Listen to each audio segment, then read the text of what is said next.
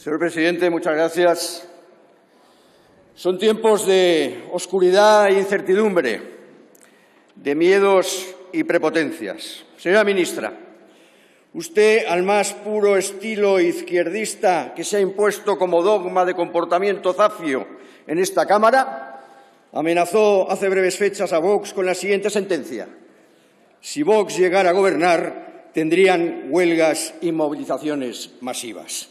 No era un aviso distraído a navegantes, sino una declaración de intenciones donde se deja bien claro quién manda en los sindicatos de clase subvencionados en España, convertidos en herramientas al servicio de los intereses políticos de la izquierda.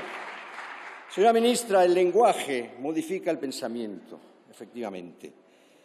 Y usted, solo por esta altanera amenaza al más puro estilo largo caballero que tanto le gusta, per se justifica el voto negativo a esta reforma laboral a la cual nos hemos opuesto desde el primer momento por razones claras y evidentes, de forma y de fondo. De forma.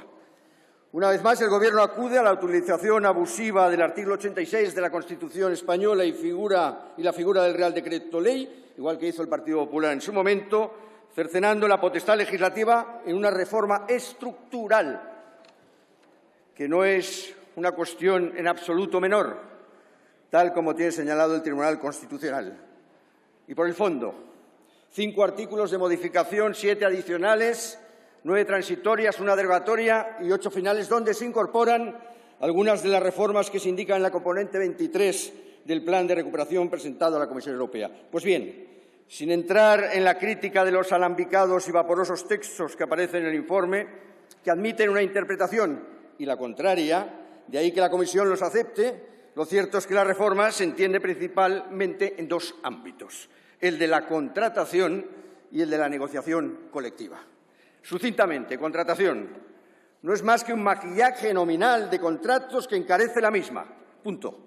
Más allá de lo dispuesto, se podrían haber buscado fórmulas mediante las cuales la temporalidad necesaria por el modelo productivo español no fuera asociada a la precariedad. Pero para ello debería haber introducido un mecanismo de flexibilidad a través, por ejemplo, del artículo 41 del Estatuto de los Trabajadores, ya que ante situaciones complicadas de las empresas, éstas solo podrán optar por el despido. Es decir, con ello encarecemos de nuevo el coste de la contratación a la empresa, el impuesto al trabajo y más barreras de entrada. Negociación colectiva. La finalidad de la ultraactividad y el refuerzo del convenio sectorial, cuando ya se hacía de facto y no peligraban los derechos de los trabajadores, solo tiene un objetivo según el propio texto. Y dice: recuperar el papel central y fortalecer el ámbito legítimo de actuación de los sujetos negociadores de los convenios colectivos. En definitiva, elevar el poder de los sindicatos de izquierda subvencionados, los mismos que recorren las calles de la mano de los terroristas pidiendo la libertad de los presos de ETA que han asesinado a centenares de trabajadores. Así pues, que quede claro que no somos el Partido Popular, y mucho menos Ciudadanos. No solo admitiríamos cualquier reforma laboral que fuera beneficiosa para los trabajadores españoles, para la creación de empleo, para las empresas, para dinamizar nuestra economía, sino que incluso seríamos los abanderados de la misma. Pero no precisamente esta reforma, porque esta reforma, tal como la quiere el Gobierno, vela únicamente por los intereses de los sindicatos de clase y el IBEX 35, abandonando a la mayoría de trabajadores, dificultando la creación de empleo y obviando a las pymes y autónomos como principales motores de la ocupación en España. Y lo más importante, se olvida lo principal. Y no obstante, el propio texto nos da la pista. En el segundo párrafo del expositivo primero, cuando se dice: no es la norma laboral el único lugar donde afrontar estos problemas y resolver estos problemas. Y es aquí donde hay que realizar los grandes cambios. Señorías, el Estado español en la actualidad es una estructura de saqueo y expolio de las clases medias y trabajadoras, que confisca por el doble método de la inflación de una parte y de la presión fiscal que está reduciendo a la miseria a millones de españoles, cuando el trabajo es el gran patrimonio de muchos de esos españoles. Lo que no puede ser es que un trabajador que cobra 1.400 euros le cueste a la empresa 2.200 euros y que además ese Juan español medio tenga que pagar el 21% de todas sus operaciones al mayor comisionista, que es el Estado, sin perjuicio de todos los impuestos directos e indirectos, más el vergonzoso coste de la fiesta de las autonomías. Un mileurista es un 2.000 mileurista atracado por el Estado. Y mientras la reforma penaliza al sector privado, el Ministerio de Trabajo, estando ya en vigor la norma, se permite contratar a interinos temporales, concretamente 1 millar, en un organismo que depende directamente de usted, señora ministra, como es el SEPE. No se puede mentir a todo el mundo durante todo el tiempo.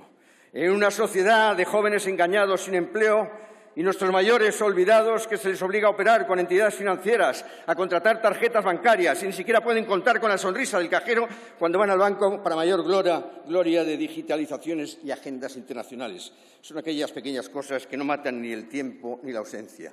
Este Gobierno es una farsa. No les importan los trabajadores. Lo que les importa son los privilegios de los sindicatos que hace mucho tiempo que no representan a los trabajadores. Por eso no es admisible el mal menor cuando hay un bien posible. El Estado debe ser fuerte, pero pequeño, austero, eficaz y ágil. En definitiva, ante una reforma que refuerza el enfrentamiento mediante sindicatos de clase, proponemos sembrar solidaridad. Ante una reforma que pone trabas al empleo, proponemos sembrar facilidades de contratación. Ante una continua intervención del Estado, sembrar subsidiariedad e iniciativa privada. Ante el espíritu de prohibición, sembrar responsabilidad. Ante la permanente amenaza de sanción, sembrar asesoramiento y ayuda. Ante la burocracia innecesaria, sembrar sencillez de tramitación. Ante la imposición arbitraria, sembrar seguridad jurídica. Ante el abuso del Estado, sembrar Estado de Derecho. Ante la Agenda 2020-30, sembrar Agenda a España.